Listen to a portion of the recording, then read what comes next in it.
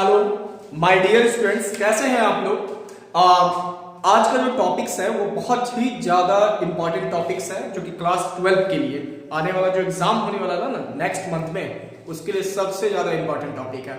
ठीक है, इसके पहले वाले में हमने आपको बताया था मैग्नेटिज्म चैप्टर्स का बहुत सारा इंपॉर्टेंट टॉपिक्स, और उसी चैप्टर्स को लेकर के आज एक बार फिर से एक इंपॉर्टेंट टॉपिक डिस्कस करने जा रहे हैं। चलिए देखते हैं। टॉपिक्स का नाम है, अभी हम लोग सीखेंगे मैग्नेटिक फोर्स के बारे में। Magnetic force due to charge, magnetic force due to charge, topic का यही नाम है। ठीक है, जैसे देखो होता क्या है ना कि मान के चलते हम लोग एक इलेक्ट्रॉन्स है, इलेक्ट्रॉन्स पर चार्ज कितना होता है -1.6 10⁻⁻⁹ कूलम। इलेक्ट्रॉन्स है तो इलेक्ट्रॉन्स का जो मूवमेंट होता है वह नेगेटिव टू पॉजिटिव होता है ना, वो एक्स एक्सिस पर रहता है। तो जैसे मान के चलते ये एक कंडक्टर है, एक्स एक्सिस है, तो इसका परपेंडिकुलर डायरेक्शन में क्या बनेगा, मैग्नेटिक फील्ड, और जो थर्ड कंपोनेंट रहेगा वो मुझे मैग्नेटिक फोर्स देगा। ठीक है, देखो इसको हम लोग डायग्राम से समझते हैं। यहां पर एक चार्ज पार्टिकल्स दिया गया, ये एक्स एक्सिस, ये मेरा अपना वाई एक्सिस, और ये थर्ड वाला कंपोनेंट क्या है, जेड एक्सिस। तो भाई मेरे इलेक्ट्रॉन्स पर चार्ज की, तो ये डायरेक्शन मेरा आएगा वेलोसिटी का। किसका डायरेक्शन लेंगे, वेलोसिटी ऑफ इलेक्ट्रॉन्स, और ये वाला डायरेक्शन रहेगा मैग्नेटिक फील्ड का। किसका रहेगा, मैग्नेटिक फील्ड, और थर्ड वाला मेरे बच्चों क्या देगा, मैग्नेटिक फोर्स। ठीक है, तो चलो देखते हैं। होता क्या है ना कि जो मैग्नेटिक फोर्स होता है वह किस किस फैक्टर पर डिपेंड करता है, उसी से हम एक फॉर्मूला बनाने जा रहे हैं। देखो मैग्नेटिक फोर्स सबसे पहले डिपेंड करता है मैग्नेटिक फील्ड पर। किस पर करता है, मैग्नेटिक फील्ड। देखो यहां हमने लिख रखा है मैग्नेटिक फील्ड। ठीक है, अब आता है सेकंड में, ये डिपेंड करता है आपका चार्ज पर। किस पर करता है मेरे भाई, चार्ज ऑन इलेक्ट्रॉन्स पर। थर्ड में आपका करता है V, मतलब velocity of electrons, velocity of electrons. अब ये तीनों कंपोनेंट को अगर आप मिला दोगे तो आपके सामने एक फॉर्मूला बनने जा रहा है BQV। भाई मेरे परपोर्शनल हटाओगे तो कांस्टेंट k लगा दो, तो k का वैल्यू हमने माना 1। ठीक है, तो मेरे पास फोर्स का वैल्यू कितना आ गया, BQV। ये मेरा अपना magnetic force due to charge particles के कारण मैग्नेटिक फोर्स का फॉर्मूला है। अब देखो यहां पर होता क्या है, F क्या है, मैग्नेटिक फोर्स, B क्या है, मैग्नेटिक फील्ड, Q क्या है, चार्ज। ठीक है, इसको हम लोग वेक्टर फॉर्म में भी देखते हैं। देखो वेक्टर फॉर्म में हम लोग कैसे लिख सकते हैं, एकदम आराम से समझते हैं।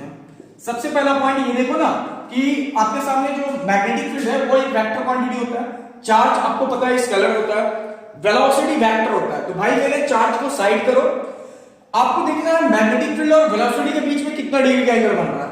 तो भाई देखो यहां नजर आ रहा है वेलोसिटी मैग्नेटिक फील्ड 90 डिग्री का एंगल। तो भाई 90 डिग्री का एंगल अगर बनता है तो कौन सा प्रोडक्ट यूज करेंगे, क्रॉस प्रोडक्ट। क्या यूज करेंगे, क्रॉस प्रोडक्ट। ये देखो तो बड़ा आसान तरीका से वेक्टर फॉर्म सिखा दिया ना, तो B vector cross V vector.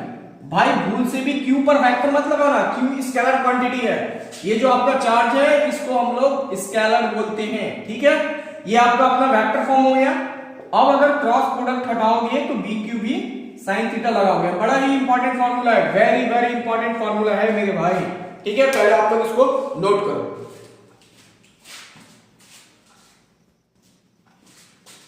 अब देखो इसके बाद अब हम लोग आते हैं मैक्सिमम मैग्नेटिक फोर्स और मिनिमम मैग्नेटिक फोर्स कैसे होता है। ठीक है, देखो सबसे पहला पॉइंट, फॉर्मूला मेरा क्या था, BQV sin थीटा, है ना। देखो पहला कंडीशन क्या होता है कि अगर when the magnetic field is perpendicular to the velocity of electrons, velocity of electrons, तो भाई मेरे थीटा कितना बनता है, 90 डिग्री।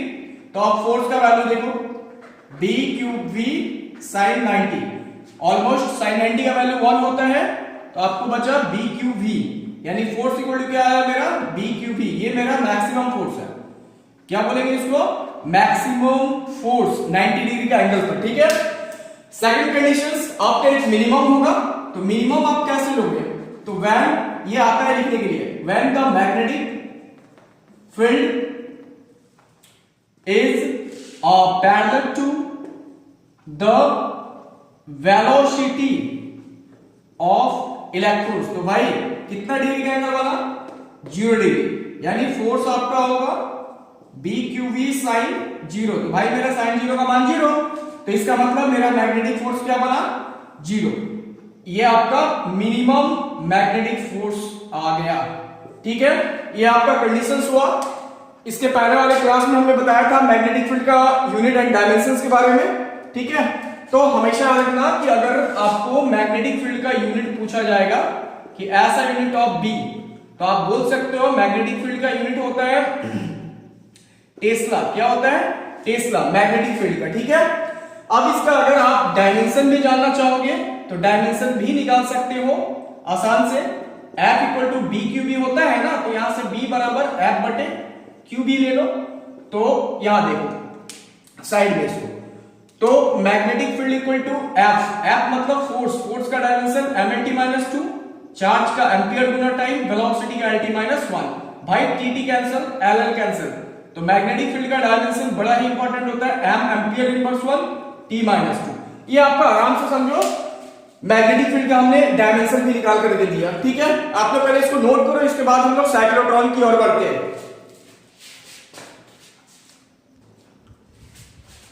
देखो अब हम लोग आते हैं साइक्लोट्रॉन्स के बारे में, ठीक है। साइक्लोट्रॉन ये लॉन्ग क्वेश्चंस में पूछा जाता है, साइक्लोट्रॉन, ठीक है। देखो साइक्लोट्रॉन बड़ा ही अच्छा वर्ड है ना। सबसे पहला पॉइंट समझते हैं साइक्लोट्रॉन क्या होता है। साइक्लोट्रॉन मेरे भाई, साइक्लोट्रॉन जो होता है ना, वो एक ऑक्सीलेटेड डिवाइस के रूप में काम करता है, ठीक है। और बड़े बड़े इंडस्ट्रीज वगैरह में रहते हैं। तो साइक्लोट्रॉन का काम क्या है, ऑक्सीलेटर है। ऑक्सीलेटर का मतलब होता है वो रोटेट कराता है, ठीक है। उसमें बहुत हेवी वोल्टेज का यूज किया जाता है ऑलमोस्ट। तो साइक्लोट्रॉन का काम क्या होता है कि ये एक ऑक्सीलेटेड डिवाइस है जो इलेक्ट्रिसिटी से चलता है। कोई भी चार्ज पार्टिकल्स को जब इसमें ड्रॉप कराया जाता है तो वो उसको एक्सलेरेट करवा देता है। एक्सलेरेट का मतलब वो एक टाइप का मैग्नेटाइज कर देता है उसको, ठीक है। उसमें मैग्नेटिक प्रॉपर्टीज प्रोड्यूस होने लगता है। जैसे आप कोई एलिमेंट ले लो, कॉपर, एल्यूमिनियम, जिंक्स, है ना, ये सब ले सकते हो क्योंकि इसमें चार्ज होते हैं, ठीक है। तो एक बात और याद रखना कि चार्ज पार्टिकल्स का ही यूज किया जाता है, like as protons and electrons, ठीक है। न्यूट्रॉन्स का यूज इसमें नहीं होता है। तो साइक्लोट्रॉन का ऑलमोस्ट डिफिनेशन हम लोग चलते हैं, ठीक है, कि क्या होता है। तो साइक्लोट्रॉन सीधा लिख सकते हो कि it is a oscillator device, oscillator device which is used to accelerate, सीधा वर्ड देना, accelerate the charge particles, काफी है, चार्ज पार्टिकल्स जैसे इलेक्ट्रॉन्स एंड प्रोटॉन्स, है ना। एंड इट इज मैग्नेटाइज्ड, ठीक है। जोड़ दोगे अपने से, this device is called, NCERT में भी है, इज कॉल्ड साइक्लोट्रॉन। हो गया डिफिनेशंस, ठीक है। आएगा 12 में, क्लास 12 में आता है भाई। इसका प्रिंसिपल लिखना पड़ेगा आपको, उसके बाद हम लोग कंस्ट्रक्शन की ओर बढ़ेंगे। प्रिंसिपल सीधा लिखोगे, व्हेन द, आप लोग नोट्स भी बनाओगे, charge particles drop inside the oscillator, then it is accelerated, है ना, with maximum speed, ये बोल सकते हो, with maximum speed, ठीक है। ये आपको दिमाग में रखना है। मैक्सिमम स्पीड या कांस्टेंट स्पीड भी बोल सकते हैं हम लोग, कांस्टेंट स्पीड से मूव करता है ये, है ना। ये वर्क करता है इलेक्ट्रिसिटी के द्वारा, तो it work due to flow electricity, दे दो, फ्लो इलेक्ट्रिसिटी, ठीक है। आप लोग नोट करो पहले, फिर हम लोग कंस्ट्रक्शन की ओर बढ़ते हैं।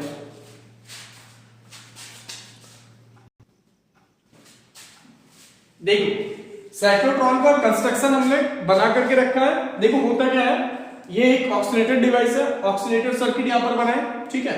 इसको हम लोग, ये किस चीज से बना होता है, सॉफ्ट आयरन कोर से।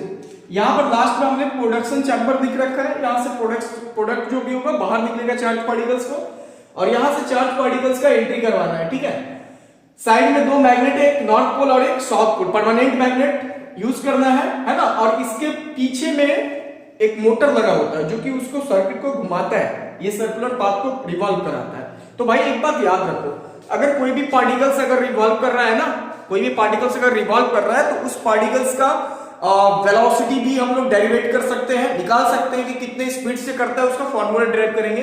दूसरा उसमें टाइम पीरियड कितना लगता है वो भी डिराइव करने जा रहे हैं, लॉन्ग क्वेश्चन में पूछता है। फिर अब उसके बाद हम लोग आ रहे हैं फ्रीक्वेंसीज में, एनर्जीज में। कौन सा एनर्जी लगेगा? काइनेटिक एनर्जी, रोटेट करा रहा है तो काइनेटिक एनर्जी। चलो देखो बारी बारी से देखते हैं हम लोग। सबसे पहला पॉइंट हम लोग ऑर्बिटल वेलोसिटी, ऑर्बिटल वेलोसिटी निकालेंगे। देखो कैसे निकालते हैं। सबसे पहले तो जो इसमें फोर्स लग रहा है ना, वो एक चार्ज पार्टिकल्स के कारण लगेगा, फोर्स ड्यू टू चार्ज। तो अभी हमने आपको बताया BQV पहला फोर्स। दूसरा फोर्स इसका लगेगा ड्यू टू सेंट्रीपिटल, मतलब सेंटर की ओर एक सेंट्रीपिटल फोर्स जिसका फॉर्मूला होता है mv स्क्वायर बटे r, ठीक है। अब दोनों फोर्स को आप बैलेंस करो, BQV equal to mv square बटे r। देखो यहां से वेलोसिटी कैंसिल होगा ना, तो आपके पास वेलोसिटी का वैल्यू, वेलोसिटी बचा हुआ है ना, तो BQR बाय क्या हो जाएगा m, BQR बटे m, ठीक है। ये आपका अपना वेलोसिटी निकल गया, इतने वेलोसिटी से जाएंगे। तो मैग्नेटिक फील्ड B है, Q charge, R radius, M mass of the charge particles. Second में हम लोग निकालते हैं टाइम पीरियड। तो टाइम पीरियड के लिए आपको क्या करना होगा? वेलोसिटी बराबर क्या होता है? Displacement by time. तो डिस्प्लेसमेंट सर्कल के लिए क्या होगा? 2 पाई r टाइम t, है ना। तो टाइम पीरियड को इधर भेज दो, तो 2 पाई r बटे v। तो वेलोसिटी कितना आया है? b q r by m।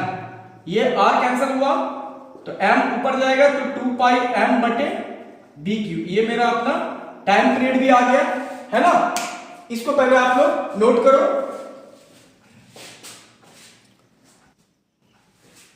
देखो इसके बाद आप लोग फ्रीक्वेंसी भी निकाल सकते हो। तो 1 to 3rd, हाँ 3rd नंबर में आप फ्रीक्वेंसी भी निकाल लो। जैसे फ्रीक्वेंसी का सिंबल होता है न्यू इक्वल टू 1/t।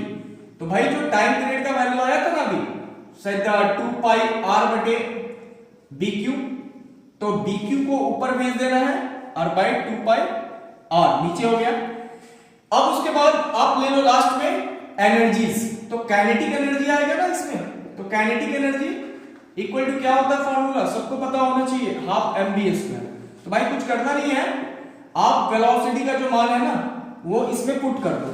तो वेलोसिटी का मान होता है BQR बटे m, आया था होल स्क्वायर है तो होल स्क्वायर देना पड़ेगा ना। तो काइनेटिक एनर्जी मेरा आ गया हाफ m, b का स्क्वायर कर दो, q का स्क्वायर, r का स्क्वायर डिवाइड m का स्क्वायर, m कैंसिल, ठीक है। तो 1/2 b square q square r square by m। ये मेरा प्रूफ हो गया kinetic energy.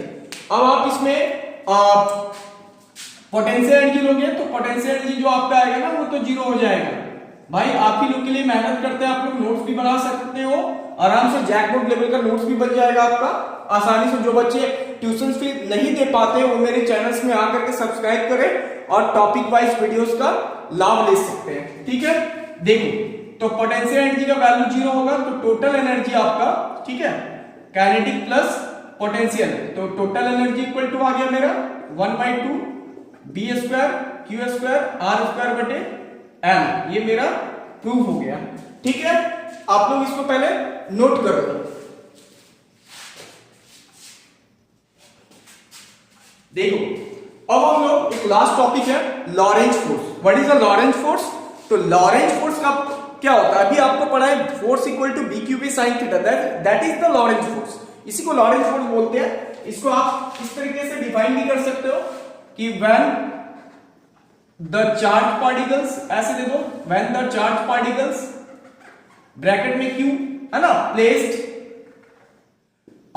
In an uniform magnetic field, uniform magnetic field B then magnetic force experienced. तो कौन सा मैग्नेटिक फोर्स आएगा यहां पर, बता चुके हम, force equal to B Q B sine theta. इसी फोर्स को बोलते हैं लॉरेंज फोर्स। ठीक है, इतना आपको लिखना है। एक होता है टोटल मैग्नेटिक लॉरेंज फोर्स, ये भी जान लो, टोटल मैग्नेटिक लॉरेंज फोर्स के नाम से बोला जाता है। तो भाई कुछ नहीं है, करना क्या आपको, टोटल मैग्नेटिक लॉरेंज फोर्स का मतलब क्या होता है कि सीधा आप याद रखो sum of magnetic force and electrostatic force. किसके कारण, तो ड्यू टू इलेक्ट्रिक फील्ड के कारण। बस इतना याद रखो, हो जाएगा काम। तो एक मैग्नेटिक फोर्स और इलेक्ट्रोस्टैटिक फोर्स को ऐड कर दो, ये आपका निकलेगा टोटल मैग्नेटिक लॉरेंज फोर्स। तो B Q V sine theta और प्लस ई क्यू नॉट। आप इसको वेक्टर फॉर्म में भी ले लो, तो B vector cross V vector, ठीक है, साइन तो हट जाएगा, प्लस ई के वेक्टर और क्यू नॉट। ये आपका आया टोटल मैग्नेटिक लॉरेंज फोर्स। ठीक है, थैंक यू।